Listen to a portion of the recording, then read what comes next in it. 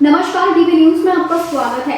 IAS trainee पूजा खेड़कर विवाद में एक एक करके उनके झूठ की परतें खुलती जा रही है। इस पूरे मामले में रोजाना हो रहे खुलासों ने पूरे देश को हैरान कर दिया है। बता दें कि पूजा खेड़कर का झूठ अब उन पर ही भारी पड़ता नजर आ रहा है। फर्जी विकलांगता सर्टिफिकेट के बाद अब उनके माता पिता के तलाक के दावे की भी पुलिस जाँच होगी।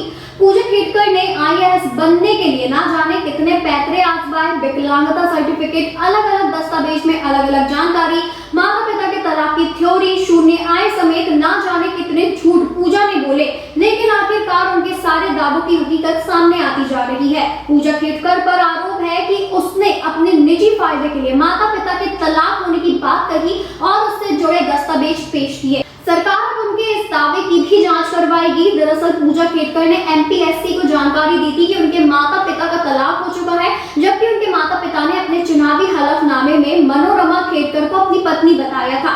अब ऐसे में इस मामले में भी पूजा की मुश्किलें बढ़ती नजर आ रही है। पूजा खेड़कर अलग अलग मॉक इंटरव्यू में अपने माता पिता के तलाक और सेपरेट रहने की बात करती नजर आई, लेकिन हकीकत में ऐसा नहीं है। पूजा खेड़कर को लेकर उठे विवाद के बाद अब अलग अलग मामलों में पुलिस की टीम पूजा और मनोरमा के घर पहुंची तो पता चला कि दिलीप खेड़कर और मनोरमा खेड़कर एक ही छत के नीचे एक ही घर में रहते हैं। ऐसे में तलाक की थ्योरी गलत साबित होती दिख रही है। पूजा ने माता पिता के तलाकनामे से जुड़ा साल 2010 का कोर्ट का एक डॉक्यूमेंट फाइल किया था।